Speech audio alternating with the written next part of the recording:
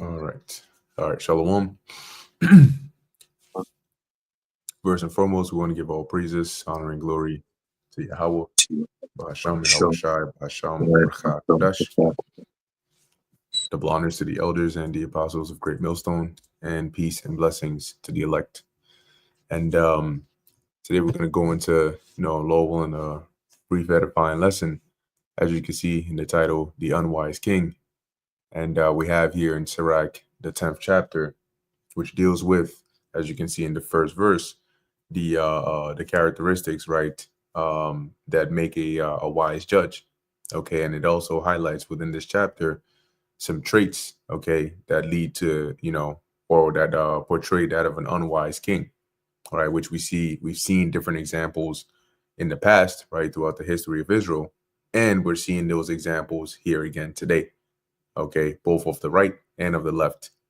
And it's very important, that you take notice of these examples and that you learn from them, both the left of what not to do and the right of what you should strive to be like. Because at the end of the day, as we were discussing earlier, being in this truth and this ministry, the Lord is looking at more than just how many videos you do and how deep your breakdowns are. But the Lord is looking at the mindset, right? The whole point of gaining a deeper understanding of this ministry, of the truth of the scriptures, and teaching and being in a camp and being amongst brothers and feeding the sheep, it teaches you other things as well, not just knowledge, right? It teaches you how to be responsible, how to be dedicated, but the Lord is looking for character development at the end of the day, right? When you first came into the truth to now, how you handled certain situations, right? How you apply these scriptures to your actual life and how you've developed as an individual into a leader, right? Into somebody that the Lord can look at and say, this guy is in a good mindset to where if I put him over my people, right? Because that's what we're going to be, right? We're going to take care of the Lord's people.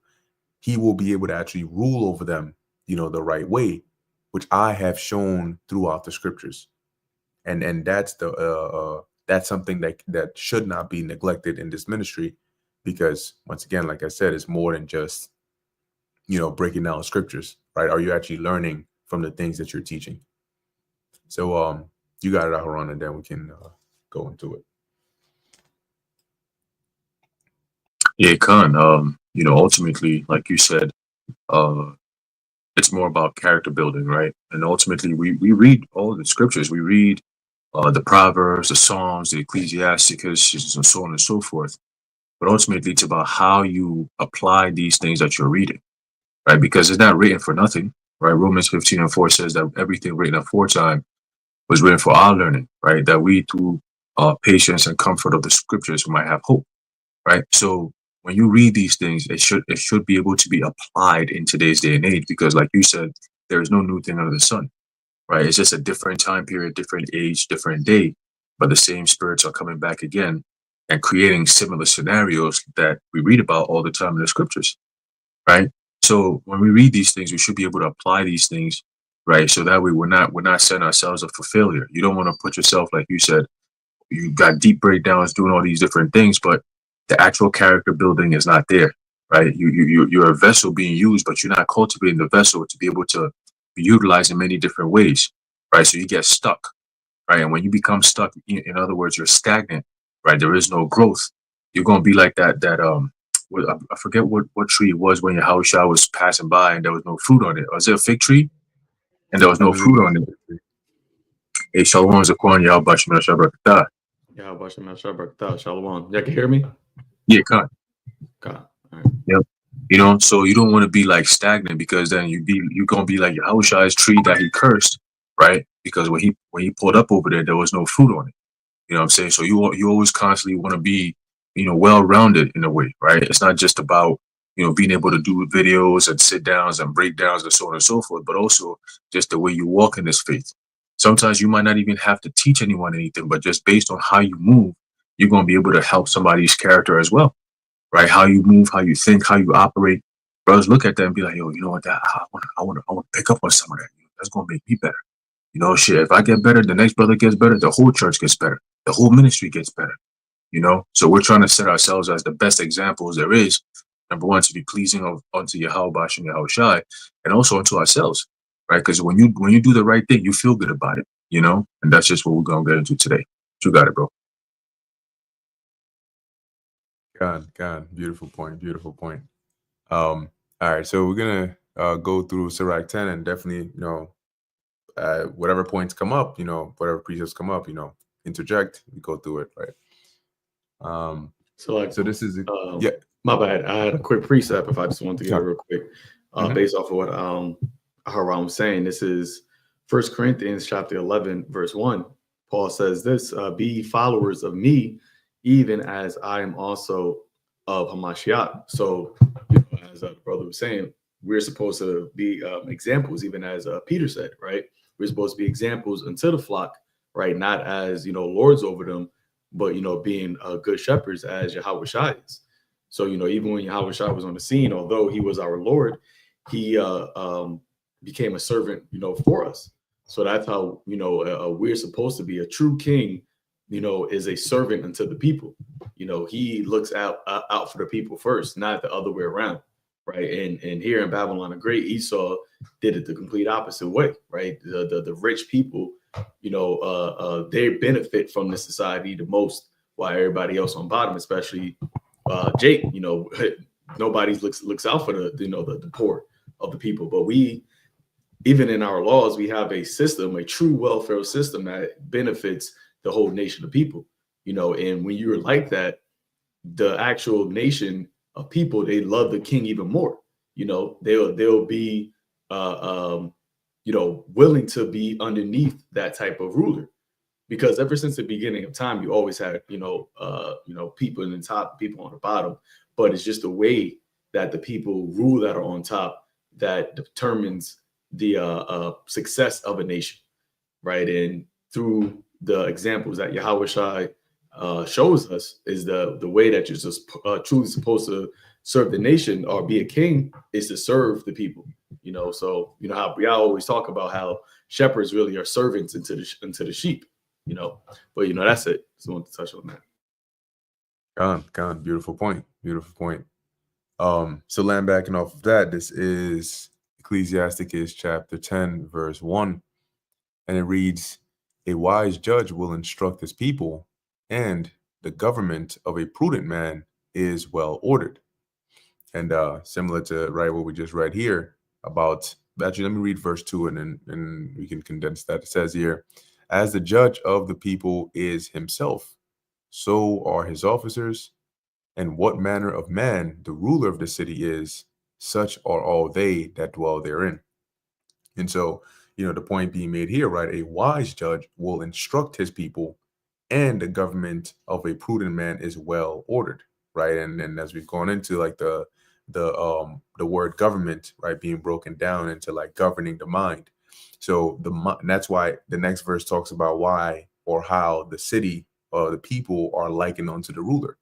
All right, because the ruler implements, ways, rules, laws, statutes, commandments, right, in order to set forth a certain way of living, right, and that's why certain lands, you have the law of the land, right. When you go to certain different countries, there are certain things they consider to be criminal acts that may not be the same in a different country, right, and that's set forth based on how they want to instruct the minds of their actual citizens. Because when you raise up a child, you'll say, hey, don't steal, don't go and do X, Y, and Z, because then this is a penalty for it. So you know that it's a bad thing to do, right? But that's why it says here, as the judge of the people is himself, so are his officers. And keeping in mind that the Heavenly Father is looking to entrust us, right, with the care of his people for all eternity, right? He's looking to appoint you as a king. So ask yourself this: if the Lord was to ask you, why should I make you king? Like, you go to a job interview, they're like, why should we hire you? Right? The Lord is like, why should I hire you to be a king over my people? Do you have the traits to show that forth? Because what you are like is what your kingdom is going to be like, is what the people that are under you is going to be like. So if you're somebody that only looks out for yourself, you don't put others first, you don't consider it, whether it's even in the camp or, whatever the case may be, the Lord looks at that and says, That's why he said, like, I gave you control over X, Y, and Z. 3 brothers, 2 brothers, 1 brother, just even yourself. You couldn't take care of yourself, and you couldn't take care of those that were next to you. And you want me to put you over the 12 tribes, right? Which I care dearly for, that I sent my son to go and die on the cross for. Why would I do that? When you look at why the Lord made David king, he said that he looked at his heart. And he said, this young boy right here has the heart that's caring enough that I want to. And the Lord took him from a youth and put him in that position of being ruler. And it wasn't because of his rank or his family status or any of that, but the spirit that he had genuinely within him. And that's something that us in this ministry ought to always consider, that we are being graded not just based on the things you're physically doing here, but the characteristics you portray, the way you learn, the way you are receptive to character development, obstacles, challenges, and feedback to help you develop into a well-rounded man of the Lord. So I'll pass it. Yeah, Cotton, I got a quick precept here. This is a book of 2 Samuel chapter 23 and verse 3. It says, the power of Israel said, the rock of Israel spake to me, he that ruleth over men must be just, ruling in the fear of the Most High. Right? And ultimately, the greatest example of that will be who? Yahushua, right? Because even though he had power to basically disannul his death, he still followed through with it, because he asked the Heavenly Father, he said, Father, if it be possible, let this cup pass over me. Nonetheless, let your will be done, right? So that's the mindset of a true king, that, yo, you know what? Even though I'm the king, even though I have all the power on the earth right now over these people, I was put here to serve these people, like the Zaquan said, right? A king is not really there to be served. He's there put in place to serve the interests of the people. And that's where the concept of a president or a prime minister and all these different people come from, right? All these different authoritative figures, it all goes back to servitude, being a king, okay? So verse 4 says, and he shall be as the light of a morning. It says, and he shall be as the light of the morning when the sun riseth, even a morning without clouds, right? So typically when you go through a stage where, or in a day where it's cloudy all night or it rains all night, and it's been raining for a couple of days, it's just been gloomy and dark, that one day when the sun comes out is a beautiful day, right? The trees kind of have a different glare to them. They have a different feel to them, right?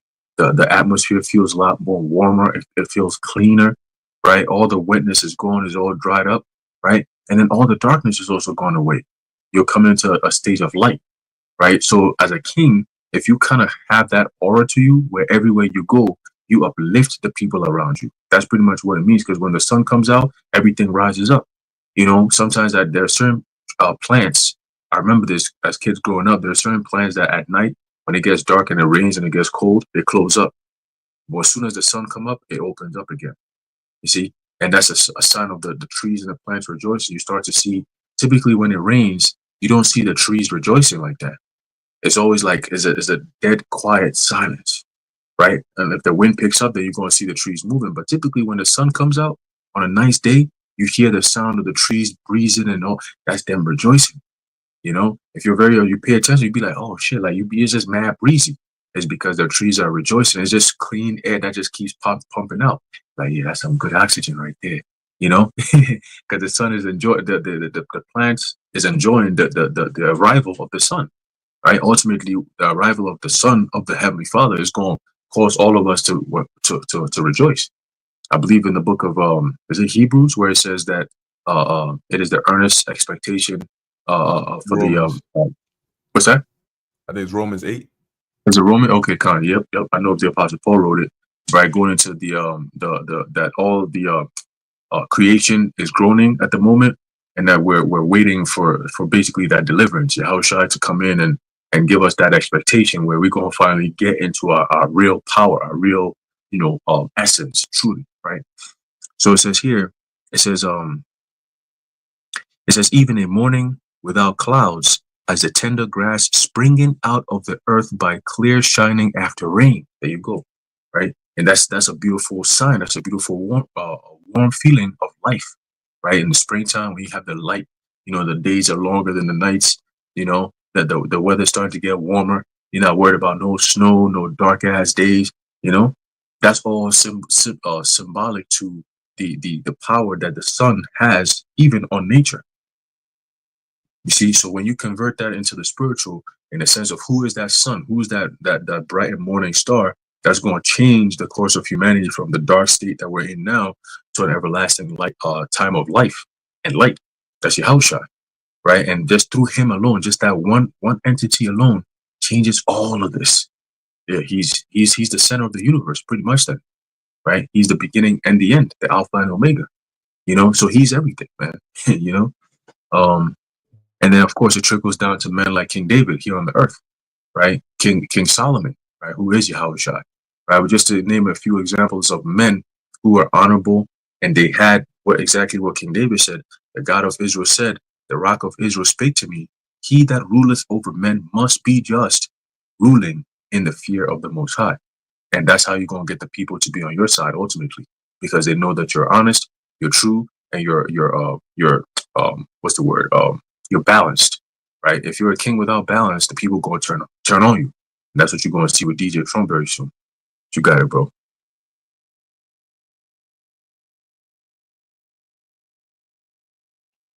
Oh, okay, okay. Thought you had something. All right.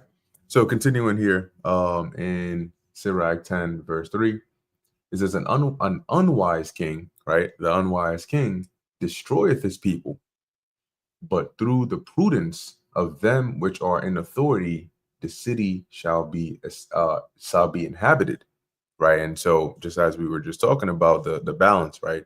The wise king instructs his people and puts measures in place to ensure. Hey, one prime example is King David.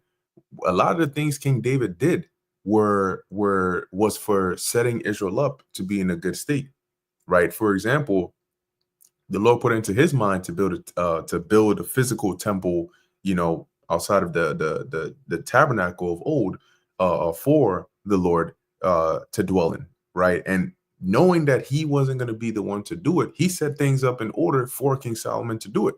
He appointed people to help. He appointed the resources that would be needed for it, and then he also set up the courses of the priests, right, in the order in which they would serve the Lord, right. When you read in the book of Luke with John the Baptist's father, when he was in the temple serving his course, that was something that was set up by King David to say, look, breaking them up by families, each of you will do this on this time, and so on and so forth, so that it's efficient and we're constantly always, serving the Lord. So he put these, a wise king instructs his people in the right way to preserve them, right? To lead them onto the right path.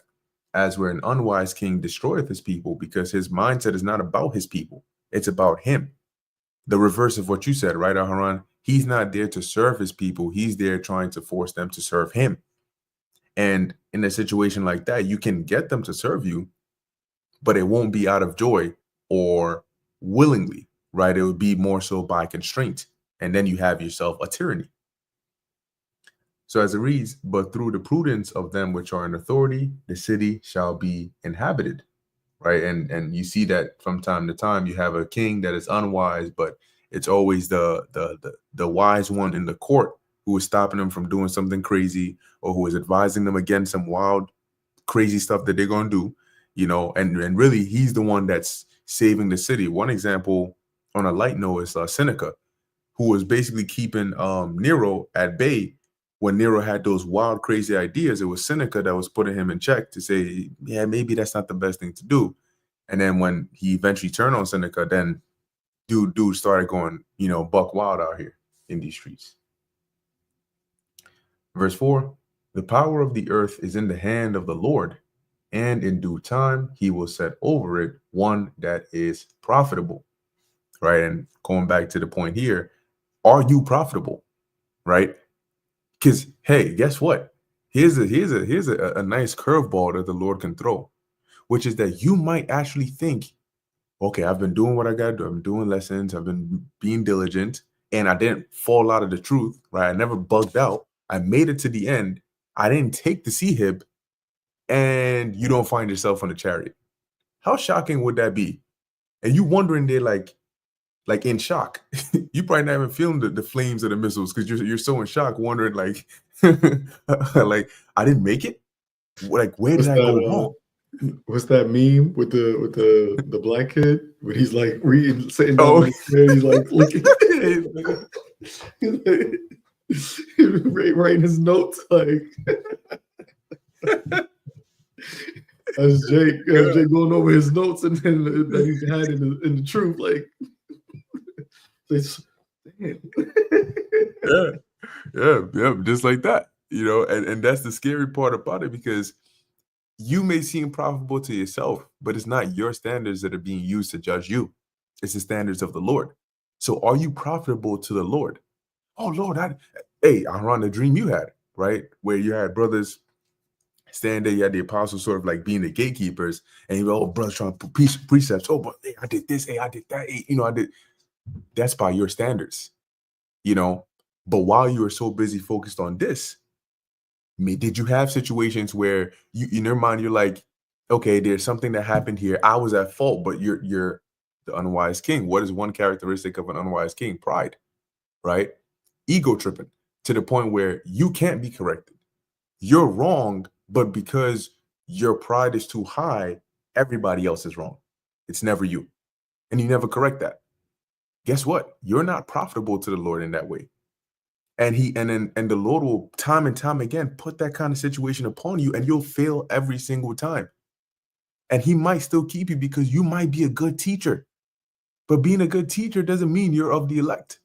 How many good teachers have there been in the past who have came and then gone? Hey, there's a precept that says there's one that's profitable to others, but not to himself.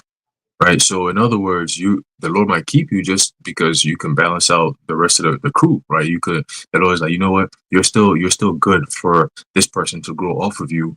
But at the end of it, I'm gonna cash you out because you're not good to grow in this ministry itself. Like as in you'll be more of a cancer if you were to be, put in a certain crowd rather than be a cure to the cancer.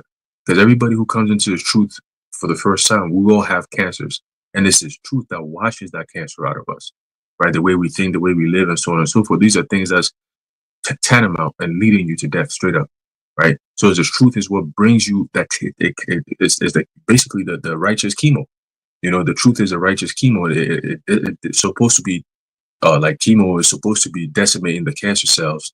That's what the truth does. It really does, right? And it gets you back into your shit. You know what I mean? So, the Lord might keep you around, but if you're not profitable to him and you're not going based on his standards, then at that point, you're going to be casted out of darkness, like it says in the book of Matthew. All right, but I believe Zaquan had something to say. Oh no, I just I had the precept that you quoted, which was the spirit. Ecclesiasticus or Sirach, chapter 37, verse 19. It says, "There is one that is wise and teacheth many, and yet is unprofitable to himself." And that goes to the whole being a hypocrite, right? Which Yahweh Shai, cursed out the wicked scribes and Pharisees for being hypocrites. That's why he said that they sit in the seat of Moses, therefore, do what they say, but don't do what they do, because you have a lot of people that could break down the scriptures, tell you what the laws are, right? You even have some people that can actually tell you the actual true name of the Heavenly Father and the Son. But the way they actually conduct themselves, you wouldn't think that they were, actual people that had this type of wisdom to know, the truth of the scriptures, because they don't actually practice what they preach. That's why James said to be a hearer, no, don't be just a hearer, but be a hearer and doer of the word also, deceiving yourself, because as Bakar gave that analogy, doing all these things, and then you get up to the end, and then, you don't find yourself on a chariot, it's really wouldn't be a shock, right? Because, the only way I should say it would be a shock is if you deceived yourself into thinking that you were actually sincere when you knew you wasn't. And that's a strong as delusion, right? To think you're sincere and know you're not sincere. That's why Paul said to examine yourselves whether you be in the faith. And, you know, just like how David, a lot of times, David would say, try my reins, test my integrity, prove, you know, that you can prove that like, I'm really about this life, right? And that's what the Lord is really looking for. You could try to fake it to everybody else, but you can't fake it to yourself, and you definitely can't fake it to the Lord, right? So a sincere man would say, like, hey, you know, test my integrity, so that you go through these situations. Really, if you are truly about Yahweh Bashem Shai, the situations that you go through would only strengthen that characteristic. It would never diminish your faith. It would never, you know, diminish your rootness in the Lord. It would only just make it stronger and stronger. So that's why King David, when he said that, you know, try my integrity, he knew, he was fully persuaded in his mind that Yahweh was his rock, right? He always said the rock of my salvation. So although he may be tested with different scenarios, in his mind, he had that, he was completely persuaded that, hey, the Lord is on my side, then I'm gonna be able to get through these things. And that's why the scripture says that that David was a man after the Most High's heart, because David, the Lord knew that David never doubted him. David was never going to go and say that there's another God, or, you know, worship another God. None of those things. David was never going to have another God before him. Yeah, he had his faults as a man in the flesh, but his relationship, when it came to knowing his power, it was on point. And that's why the Lord said, you know, I'm going to have your name carry my legacy, because through you, my son, Yahweh's son, right, he's going to, you know, set up the perfect kingdom, right? And that's that one that will be profitable in due time, you know, because you have a lot of people that say they don't believe in God because of how bad shit is now in the world. If there was a God, then why you got poor people? If there was a God, then why do you have murders and all these things happening, right? That would seem, you know, unjust and unfair. Why would God, you know, let these unjust and unfair things happen? Well, what you don't understand is the Lord really is having this all happen in the heathen's kingdom, right? In the kingdom of God, in the kingdom of heaven, these things aren't going to be commonplace. So when you, and that's how you're going to know there's a God, because he's going to set up one that is profitable, that's going to be the image of God on earth. And this is how, and Yahweh Shai is going to have the power to implement how a true God would want things to look like on earth.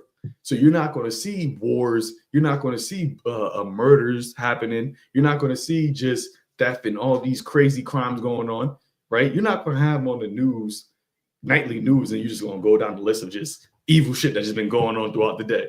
And that's just a damn, oh man, that's crazy. Oh man, you can't go to New York and you got to watch your subway. Like, damn, this is hell. This is a hell life. Like, you just, all these shit's happening.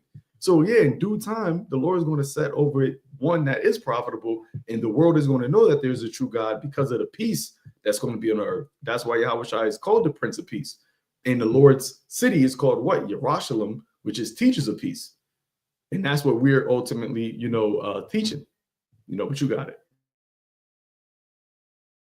Khan, very, very well said. And when you said that, it made me think about how, when you said this is hell, I remember, like, you know, when I was younger, you would hear like the Christian fables about hell being a place where, you know, particularly, you know, I heard somewhere it was like, it's not just that you would be burning in fire, but there were other unpleasant and torturous things that you would have to suffer while you're basically in this area burning, right? Like things that are just like scary and uncomfortable to deal with, and you're just stuck in that. And thinking about it now, you know, it's like an over exaggeration of the life here in Babylon. You know, that if you were to take this and turn it into like a cartoon exaggeration, that's where you would get hell from. It's like somebody's imagination depicting how they feel about this actual place. You know, like when you're having to turn on the news and see all these crimes, and like basically we're suffering daily. And what we do is the things we do every day are just means to cope with that. You know, and we know that that's the case because when you find yourself not being distracted, you get mad, you get bored, you feel like, yo, this place really sucks, right? If you go to like even on vacation to a very beautiful area, as much as you're happy and joyous there, there's also a counter in that very moment, which is like, man, this shit is whack, in the sense that, yo, this is so beautiful. And then you think about the kingdom, and then you think about, you remember that you're in hell and you got to come back to this place. They calling you, them demons are like, yo, come back here. We need to torture you a bit more. So that's like that personification. And they did the same thing with heaven. Because when you think about the kingdom is not this mystical area that so-called Christians depict, where you're sitting under a tree, drink, and actual rivers of milk and honey are there. So they did it on both fronts, both hell and heaven. They over-exaggerated it. But in reality, these are tangible, real life things, that really start with a condition, right? But that's just something that came to mind when you said that this is hell, because technically, yeah, we're in hell. And it's not fun. All right. I just wanted to add, just Salaki, just real quick. Mhm. And even when, like you mentioned, going to like on vacations and being visually in a nice place, you get to the point where you're like, damn, this is a nice relaxation, piece that I'm having. But then you realize you're still in the flesh. So you're never going to be able to experience this all day, every day for the rest of your life. And then that's something that, I remember I forgot who I was listening to, but they were saying basically like, heathens don't think about being immortals, right? The true only people that really think about being like having immortality are elites. Only elites of people think about that. And you have the elites on the left-hand side, and you have the elites on the right-hand side that both are thinking about immortality. And Esau is doing everything in his power to try to obtain that. And we, as being the righteous elites, are trying to do everything on our power to obtain that. And that comes through being righteous, right? As it says in Wisdom of Solomon, the first chapter, that righteousness is immortality. So that's even a part of the hell that we have to experience, is that we have to suffer death.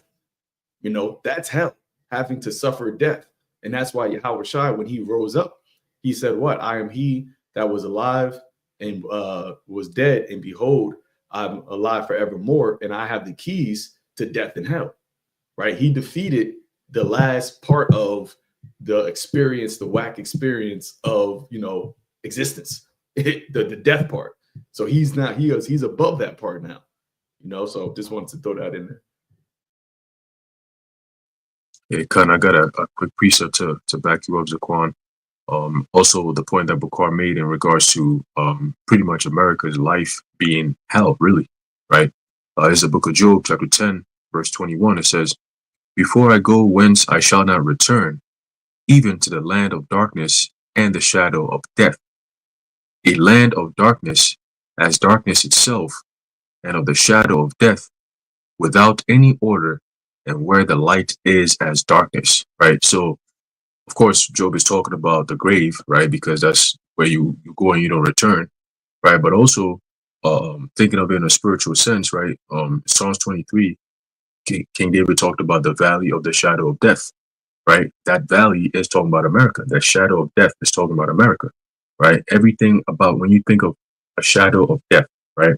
Wherever death goes, it casts a shadow, and that's America. America does nothing but push everything that pertains to death, right? The Rockefellers, prior to John D. Rockefeller changing the whole medical industry and the medical system, 90% of the diseases that people are suffering here in America didn't exist, right? Yeah, 90%. We're not going to go into that, no medical misinformation. Now we don't hear that, but, but, but that's what America is, right? They push all these different things that promotes death. The mindset of the people, the food, the atmosphere. Nowadays you go outside, you don't actually see real clouds anymore. You see streaks of this white thing that's in the skies, all chemtrails, right? And then it comes down, it falls on the people. People get sick.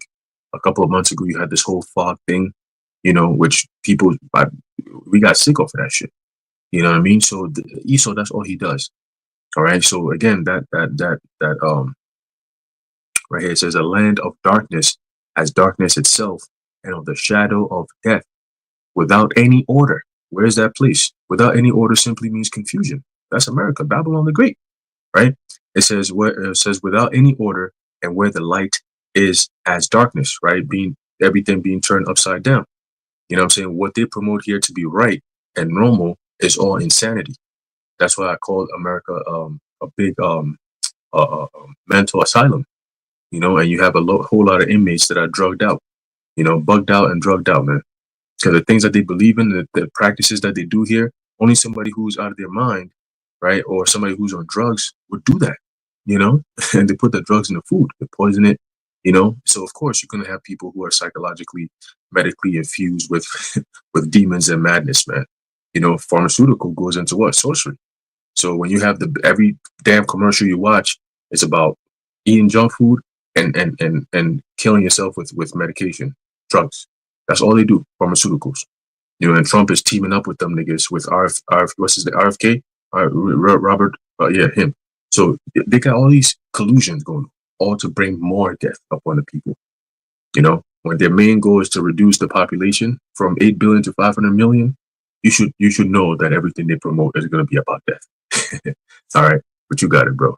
Yo, Esau, all he's done, and I'm just listen real quick. All he's done in his kingdom was just find more interesting ways to make death look appealing, and that's it. That's all Esau's done throughout his kingdom, just for you to enjoy dying better, because he's never actually presented a way to live forever.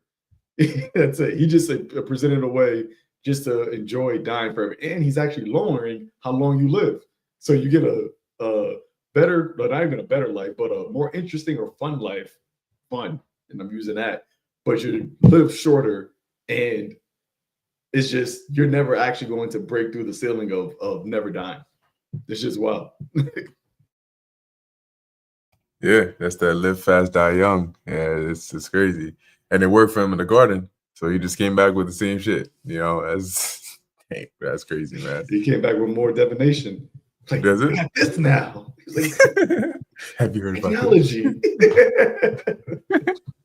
And guess who's spearheading it? The woman, and she's dragging the man right along. It's literally the same thing again and again and again.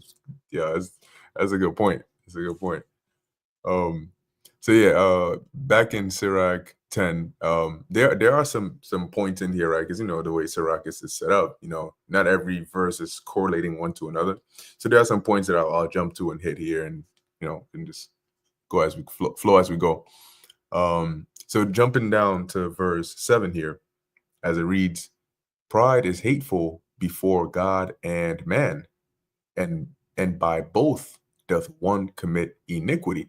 Right, that pride, which then links. I'm going to jump down here to verse 12, as it says, "The beginning of pride is when one departeth from God, and his heart is turned away from his maker."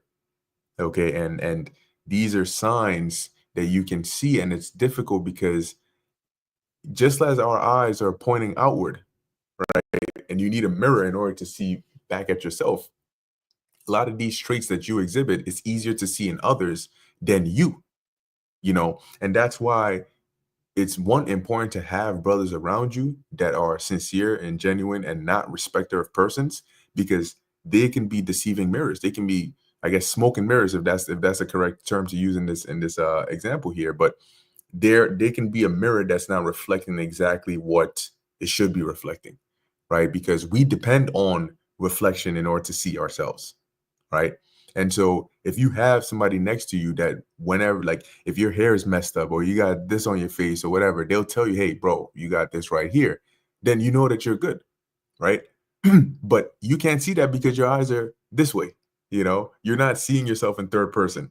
You know, you're not seeing that little hair sticking out here that you probably, you know, should take care of. So that's why it's always important to try and examine yourself, you know, and have those around you that can do that and can see it and can help you out with that. And they can notice the beginning of these things, as it says, the beginning of pride, because what is the saying? Prevention is better than cure. You know, if you don't step there in the first place, you're better off than if you step there, because there's no guarantee that if you step there, you're going to come back, you know. And certain individuals throughout history, there have been certain individuals that we brother said, "Don't step there." They said, "Nah, I want to step there. Let me step there." You know what I'm saying? I want to do that. And they stepped there and couldn't come back, because in order for us to get you, we got to come down, and we ain't coming down there. You know what I'm saying? Sorry, but so the point here being, right, when you begin to depart from the Most High, that's the beginning of pride, because when you are subject to the Most High, there are certain things the Lord requires, and when you start feeling like you are above those things, or you're too good to be then to be subject to those things, without realizing it, you are departing from the Lord, or really the Lord is pushing you away from Him. All right. That's why it's very interesting why Esau called an abominable thing called pride, right? Because it fits perfectly. It makes all the sense in the world why they'll call themselves that. And you can tell it's not a man who gave them that name or that title.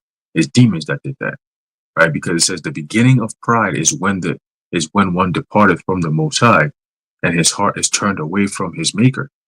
These people do everything that's contrary to what the scriptures say.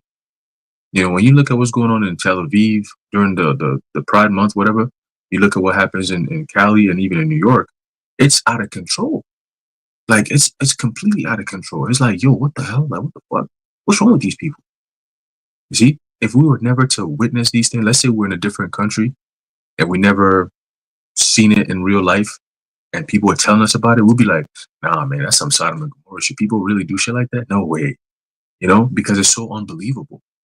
But then here in America, they make it believable to the point where these kind of people are protected. They're protected by law. You can't speak against it. If you do, you're a hater and you need to be looked at. You can't be allowed, oh, you're not all inclusive. This is crazy. This is what they do. So when we stand here, we see these things, we know right away, oh, these people are not for the Most High. That means the Most High is not for them. He's going to destroy them. See, that's why he sent us out here to give that warning. What does it say in the book of Romans? He says, the Lord is going to destroy them and those who take pleasure in those people that do these things. So you want some on the fences, oh, I don't really want to say anything. You got a child who's into that type of lifestyle and you're not checking them like a parent should. You want something like, oh, the government does, the school and the this and that. The Lord gonna come check you. Okay? He's gonna check you. And that's why a lot of people, majority of the people here in America, Babylon the Great, is gonna taste of that fire, man. Okay? They're gonna taste of that fire because there's no other way around it. Okay, you have the prophets, you have everything there is to be able to say, oh, this is the rod of correction, or this is the measuring stick of correction. Let me go through it. No, they want to go the other way and curse out the correction method. You're done. You're done. You're done. All right, you got it, bro. God, you guys, okay, good. Verse 13, it says, for pride is the beginning of sin, and he that hath it shall.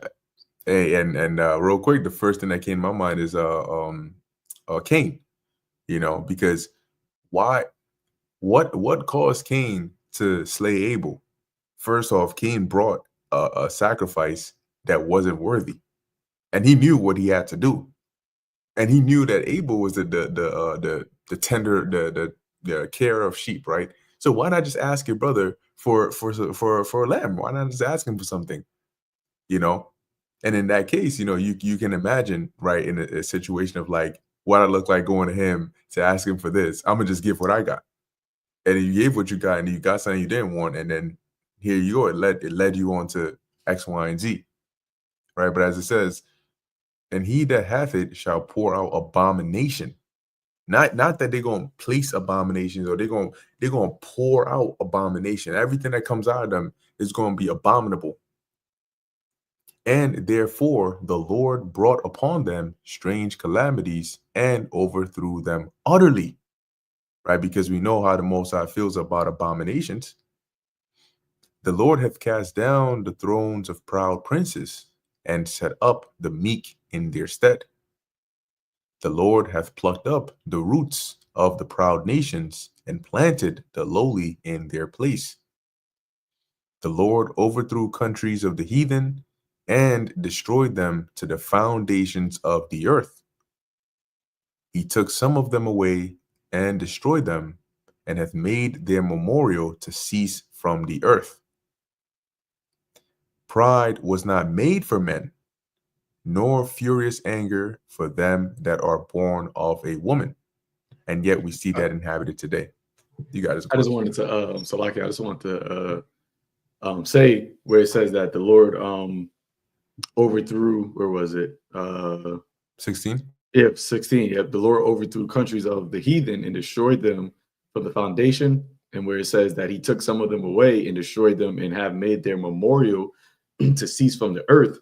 So you may have had, different heathens that may have like ruled certain cities, right? Or like even the cities, and when you go into the book of Joshua, these other nations that we went and unconquered, there's no real memorial, for them. You don't have any artifacts and, this was this king and none of those things.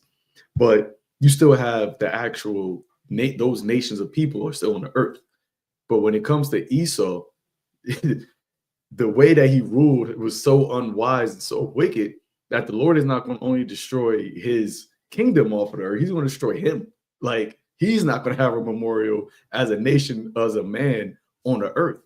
And it's because of the pride that he exuded in the way that he ruled, through death and wickedness, that the Lord's going to completely take him as a people off of the earth. So that goes to show you the actual hate that the Lord has for Esau, Edom, and it's very justified when you look at the ways of the world. I just want to throw that. God, it's a very good point, because if you look at it, Esau is like an anomaly, right? Because usually you would have Jacob was of the same stock spiritually, right, of Isaac and Abraham. Esau was the outlier. He was different. And it's ironic that he came from the same line, but he was a completely different nation, So the Lord had a starting point for him, to play that role, and it's going to have an ending point for him, to play that role as well. And then boom, he's done. And that's a very like shameless, right? Like a vessel onto dishonor. In a movie, I forgot it was a mini series, where basically this woman, she was able to jump timelines or something to that effect, and she had a kid, right? So she had a child in a different timeline, and in that timeline, that child, she wasn't supposed to have a child, something to this effect, and I'm kind of butchering, but she wasn't supposed to have a child in that timeline. So that child would always just like, he couldn't stay in that timeline because he wasn't really supposed to be there. So he always would just like move and shift and go to different timelines all over the place. She was only able to go back and forth to 2 timelines, but he was jumping everywhere and was causing problems. And he was like, I figured out what's wrong with me. And then she was like, what are you talking about? And he was like, I'm not supposed to exist. I'm an anomaly. And when you think about what you just said about Esau, where you have a child, right? It's like a apple, right? An apple seed just passing down apple seeds and making apple trees, and all of a sudden a fruit pops up that's an orange on that tree. It's like, yo, what? Like, you're not supposed to exist. Like, you're an anomaly. And that's what Esau is. Like, his actual seed line, you would actually cut that off from the tree and wouldn't plant that, because like, this isn't an apple, so why would I plant this tree again? It's kind of like albinos in nature, right? They don't get to mate with other creatures naturally because they're looked at as an anomaly, right? And they get usually they get casted off from being able to mate with their kind. And it's funny because in the new Simba Lion King movie, the antagonists were a group of albino lions. Was that the where he had a daughter, the second one, or is it the newer one? The newest one, Mufasa. It's called Mufasa, the Lion King. Yeah, it just came out. That's pretty good. It's really good. I'm gonna check it out. Yeah, yeah. That's another way you got to put to your list. Yeah, that's it. That's it. God. All right. So jumping back to Sirach 10 and verse 19, it says, "They that fear the Lord are a sure seed, and they that love him an honorable plant. They that regard not the law are a dishonorable seed.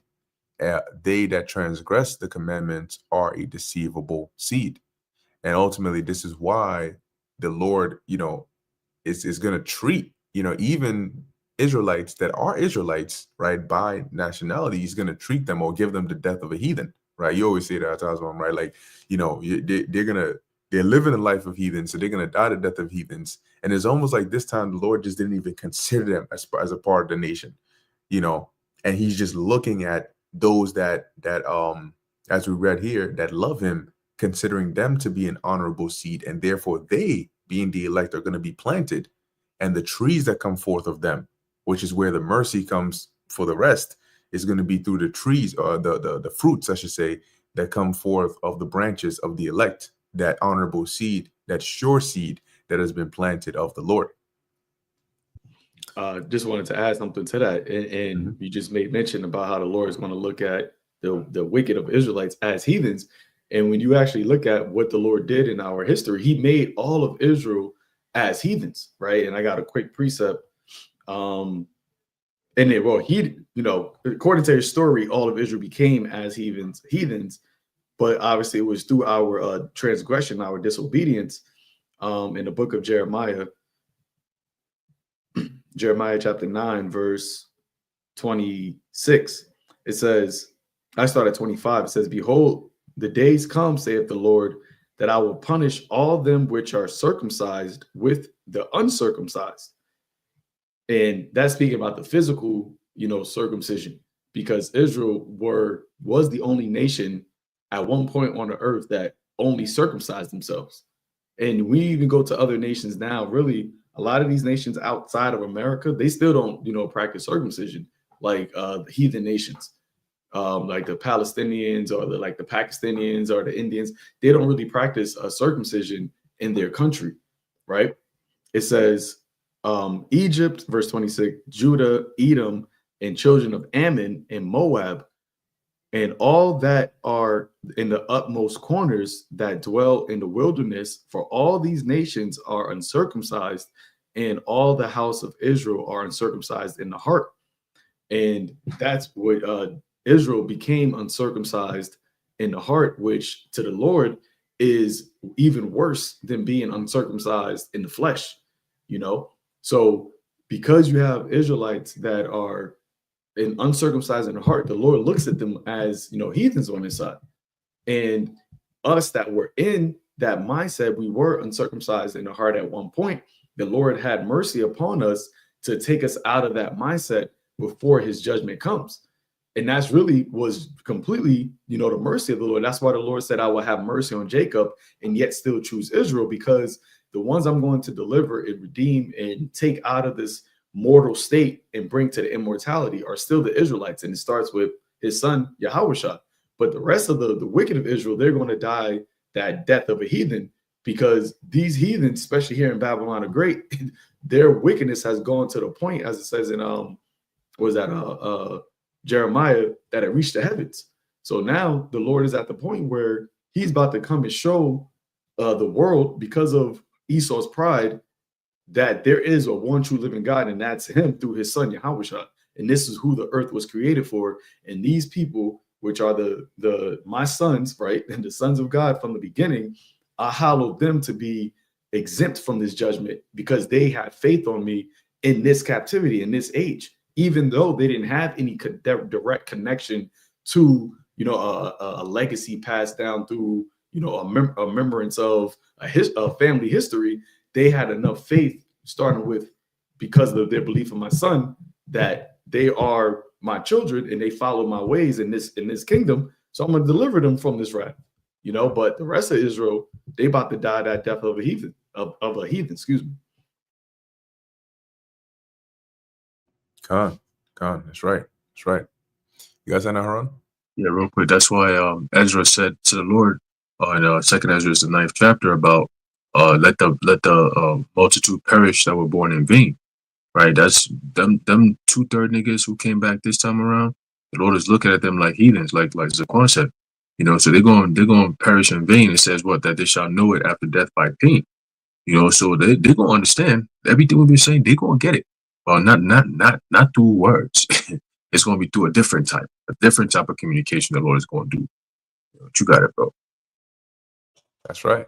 That's right. The scriptures say that Most High speaketh, but man perceiveth it not. So they're gonna perceive this time. So back in Sirach 10, this is the last like chunk that I wanted to highlight in this chapter here. Oh, you have something? Oh, okay. Thought you had something. 10 and 21, and it reads, "The fear of the Lord Yahweh goeth before the obtaining of authority, but roughness and pride is the losing thereof." So it's like this meter, right, of how close you are to the Lord and how far away from the Lord you are. "Whether he be rich, noble, or poor, their glory is the fear of the Lord." And that's the mindset of a true servant of the Lord, regardless of what state he is in. I think there's a scripture that says that if anybody glories, let him glory in this, that he knoweth the Most High. Verse 23, it is not. It's right here because it's in Jeremiah, the 9th chapter. If you want to read it, yeah. I'll read it real quick. Jeremiah 9, verse 23. "Thus saith Yahweh, let not the wise man glory in his wisdom, neither let the mighty glory in his might. Let not the rich man glory in his riches, but let him that glorifieth glory in this, that he understand, excuse me, that he understandeth and knoweth me, that I am Yahweh, Ba'ashem Yahweh Shai, which exercise loving kindness, judgment, and righteousness in the earth. For these things I delight, saith the Lord." So I can get some more water real quick. Got the water. And hey, that's a beautiful thing right there, right? Like, your glory isn't in the riches or the wisdom. These are all things that anybody else can attain, and it doesn't really make you special, right? You're not going to be as rich as Xerxes, not in this lifetime, But guess what? Nobody throughout all of history, all of creation, knows the Lord like the elect do, and that is a flex. My bad. I didn't even mean to unmute. But I was going to say, it's funny because you say you're not going to be as rich as Xerxes, which was the Persian Empire. But when you get to the actual, vision that Daniel had, the Babylonian Empire was the gold. So their kingdom, although you have technology now, their kingdom actually flourished better than Esau's kingdom because of just the way that it was ran. Because, like we were just talking about it, that Esau, he might have all of these things that may look nice, but really it's not actual beneficial to the people or to the earth. So Babylon, the Neo-Babylonian kingdom, was the best kingdom out of all of these other kingdoms, heathenistic rulerships. It kind of a beautiful example would be you'd be driving in the street sometimes and you see a nice ass car, bro. You'd be like, damn, that's a nice ride right there. And you see that the motherfucker drive some old ass Edomite, and you're like, bro, we need to swap cars right now, bro. You need to be sitting in what I'm sitting in right now. You're not driving. You're not even using this thing to its fullest potential, bro. And you start thinking, if I had that, you're not even driving it right. Look, you almost crashing the shit. Look, this nigga not even his lane. You know what I'm saying? It's like, damn, he driving a mad slow. You be like, no, that kind of car, you're not supposed to be driving at that type of you know. But Esau got everything, but he don't know how to utilize it because he's out of place. You know what I mean? He was put in place to be a wicked oppressor, but in reality, he's not really built to rule. That's why the evidence is clear. Everywhere you go, it's like this nigga is destroying the earth. He's destroying himself. He's destroying his kingdom. He's destroying his people.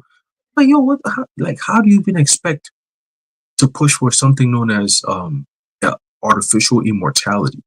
Like, why? Why would you think that would be okay to all these other nations? Like you mentioned, Xerxes, they had riches, they had all these, but none of them was thinking about trying to live forever because they understood that there is one power up in the heavens as the God of the Hebrews, Yahweh Ba'ashem Yahweh Shai, right? And he not going to allow nobody to just out of nowhere just be on some immortal shit if you're not of his people. See? But Esau knows these things and he tries to defy it. That's the problem. This nigga does not want to be a human being. He wants to be a transhuman. He wants to be a god on this earth. He wants to be everything that he was never created to be. That's why he's going to fail. He's going to fail miserably. It tells you that in the book of Job, the 20th chapter, man. And we're watching the failing happen now. We don't got to do anything. Have we physically gone to these elite mansions and fucking burn them shits down? Fucking put Molotov cocktails all over the place, crack them shits, the windows with eggs, beat up the Rothschilds? We have never done that. right? We've never stepped foot on a Rothschild mansion, right? But their whole entire system is deteriorating. Over the past couple of years, you've seen high-level Rothschilds being put to sleep. The Lord is the one who's doing it. It ain't no regular person going in there and just, taking them out. It's the Heavenly Father doing it. And that's a sign of their kingdom going down. When you have Evelyn and Jacob going out like that, within a couple of years between each other, that's a sign that their kingdom is going down. When the top of the elite family line is dying off like that, that's a sign of their kingdom going down. You see? And the Lord is just raising us up more and more and more. You know what I'm saying? So call y'all bash me out shy for that, man. You got it, bro. You got it. You had something, Zaquan?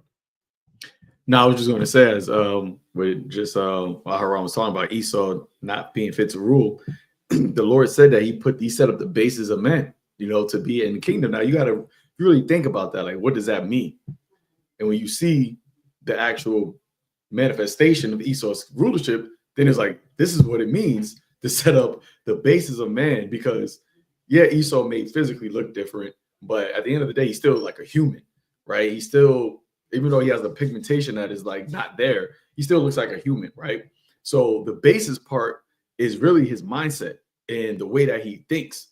But the twist and the plot twist in the Lord's movie is that he made Esau be the most subtle beast out of all the creatures. So he's the basis in living, but his divination and his mindset and wickedness is the highest. So you mix both of those together, you get fucking death. Like this is what you get. You get a perpetual hell that you can never escape out of. If he was able to rule forever. That's a deadly combo, man. That's crazy. God. So going back to Sirach 10, verse 23. It is not meet to despise the poor man that hath understanding, neither is it convenient to magnify a sinful man. Great men and judges and potentates shall be honored, yet is there none of them greater than he that feareth the Lord. And that is going to be made, the Lord is going to make that manifest, because the world doesn't see that. The Lord has to show, why is this statement true? What did the author of this chapter know or see to make a statement like that? Clearly had to be something shown of the Lord. If the Lord never showed any signs, why would somebody come to this conclusion to say that? You can see it apparently with great men. You can see it as very apparent with judges and potentates that they're honored. What makes somebody that fears the Lord above them? It's not going to be riches. It's not going to, so it has to be something. And that's why it also mentions in Sirach, not Sirach, 2nd Ezra 16, then shall they be known who are my chosen. Right? Oh, you got that, Haran? Yeah, I was going to read it, but you got it. Tell you what, the last verse on here is going to be 25. So if anything, we can end it on that word, because it goes down into like not fearing, because the Lord is going to take care of. Yeah. So verse 25, unto the servant that is wise shall they that are free do service, and he that hath knowledge will not grudge when he is reformed. And that ultimately is what? Humility, which is like the water to the fire of pride, humility, right? And that is the ultimate character trait of a wise king. One that is humble, right, is one that's able to learn, to develop, to grow.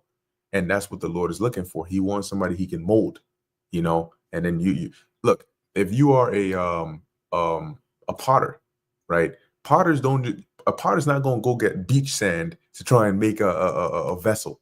It's just not going to work, right? Because you can't mold beach sand. You can try to build a sandcastle, but what happens when you kick that shit? It's gone. So a potter uses the specific kind of clay that is moldable, is made for that purpose, so he can build his vessels. Same thing. If you are beach sand, the Lord is not trying to mold you, and you may be a sandcastle, and you may think that you have been a building, but you're not a sure building, and you're temporary. Nobody builds a sandcastle thinking in their minds this is permanent. Everybody knows this is temporary, But when you have these vases and these things built by potters, why are they taking why do people take such a good care of it? Because they want to preserve it. You know, it's not a temporary thing. So you want to be that moldable clay that the Lord can use to make an honorable vessel, not the the beach sand. You know, that's old news. But yeah, you got it, bro.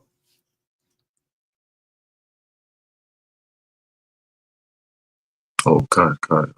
Yeah. So we're gonna end it off with Second Ezra 16 and 73, and then just read a little bit down with that.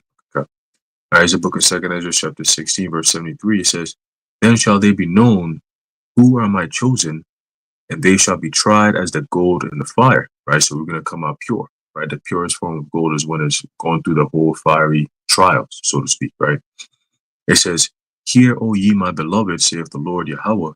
Behold, days of trouble are at hand, but I will deliver you from the same." Right. So, and that's all done through what? Our faith in Yahweh Bashim and Haushai, which is something that he's going to give only to his elect.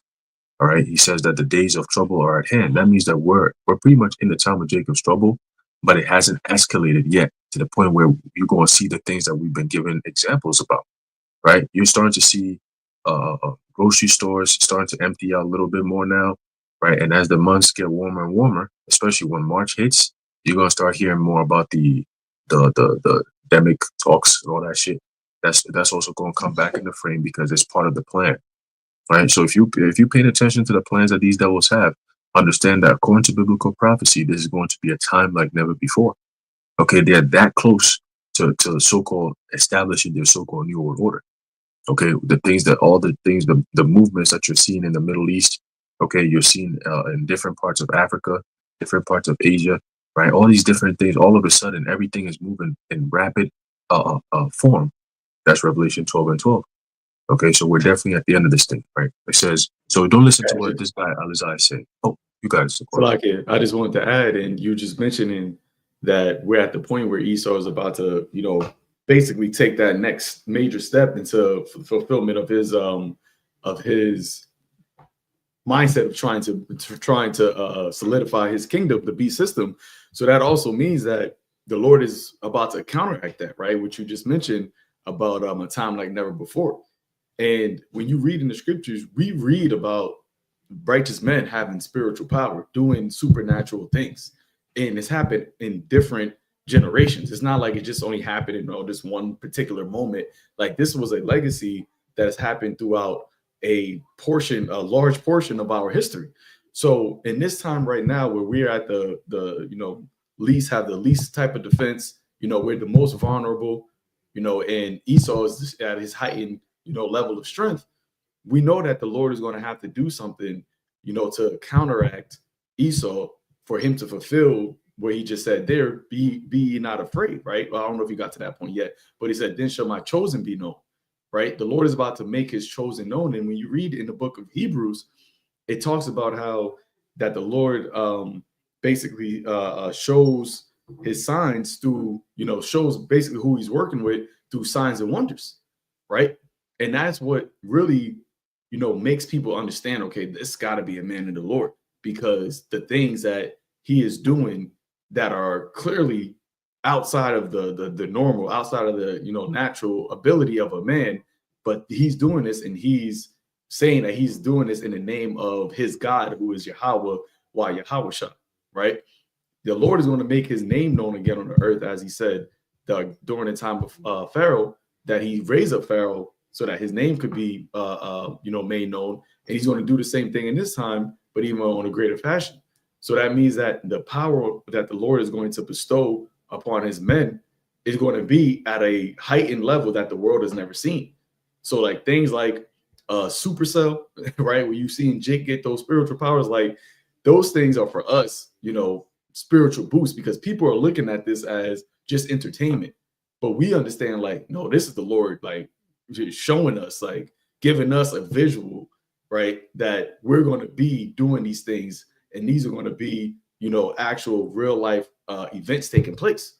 So it's very spiritual that these movies and TV shows are coming out on both sides, right? It's showing Esau's end, showing devastation, dystopic world, and then now you also have Jake getting into roles of having superpowers and, doing things like that back in, 50, 60, 70 years ago, you wouldn't be seeing that. It would be just Edomites doing that, right? But now you having Jake as the face of that of those things, because that's the time that we're coming into, So I just wanted to throw that out.